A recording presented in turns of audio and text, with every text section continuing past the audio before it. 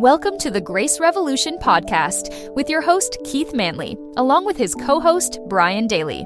Today on the show, we are talking about living from a grace-based perspective, as opposed to operating under the performance-based lifestyle. Now here with today's podcast, Keith Manley.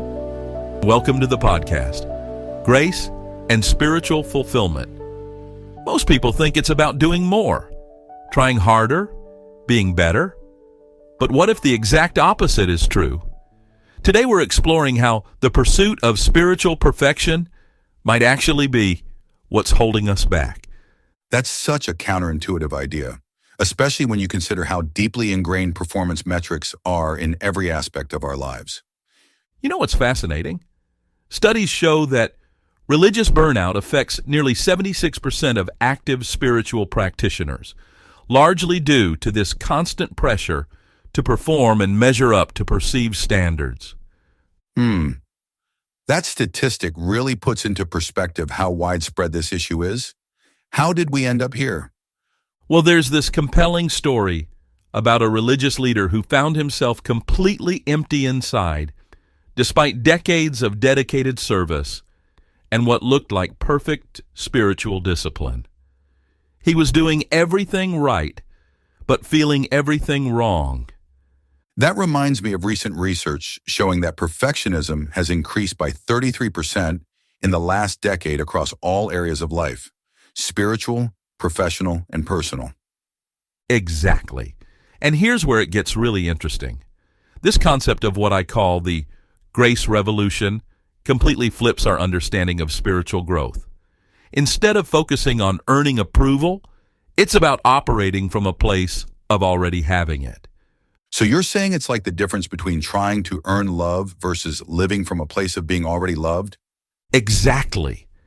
Think of it like this. When you're constantly trying to prove your worth, you're operating from your sympathetic nervous system, fight or flight mode. But when you're secure in your acceptance, you're in your parasympathetic system, rest and digest. It's literally a physiological difference. Well, that explains why so many people report feeling physically exhausted from trying to maintain perfect spiritual practices. And here's what's really mind-blowing. Research shows that people who embrace this grace-centered approach actually show higher levels of genuine spiritual engagement and personal growth than those stuck in performance mode. That's fascinating, like how letting go of control paradoxically gives you more influence over outcomes. Exactly. And get this, psychological studies have found that when people stop trying to earn acceptance and operate from a place of security, their creativity increases by 41%, their relationships improve, and their stress levels drop significantly. You know what this brings to mind? The way young children naturally approach life before they learn to perform for approval. That's such a powerful observation. Children innately understand what we spend years trying to unlearn, that love doesn't have to be earned. And here's the really interesting part. Neuroscience shows that this kind of secure attachment literally changes brain structure. The implications of this for mental health and personal development are pretty remarkable. Well, consider this. A recent study found that people who shifted from performance-based thinking to grace-based living reported a 65% reduction in anxiety and a 48% increase in life satisfaction. Those numbers are incredible. How does someone even begin to make that shift?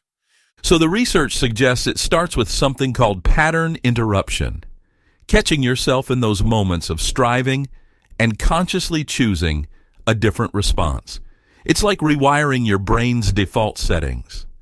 That makes me think about how this applies beyond just spiritual contexts, like in workplace culture or educational systems.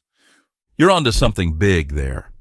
Organizations that have implemented grace-based leadership models report up to 40% higher employee engagement and a 35% reduction in burnout rates.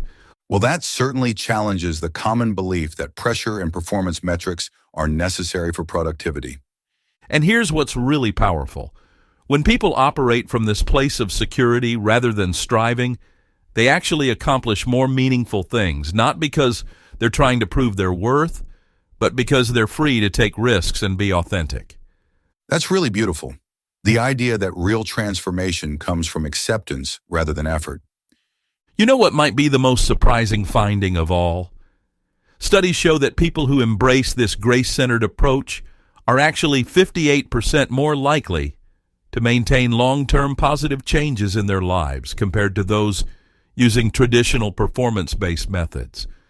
Those numbers really drive home why this message resonates with so many people who are exhausted from constant striving. And maybe that's the key insight for anyone listening who feels caught in this cycle. The path to transformation doesn't lie in trying harder, but in accepting what's already true about their inherent worth and value. The data consistently shows that's where real, lasting change begins. Thanks for joining us on the Grace Revolution podcast with your host, Keith Manley. Hope you've been inspired by today's program. Join us again next time for the Grace Revolution podcast.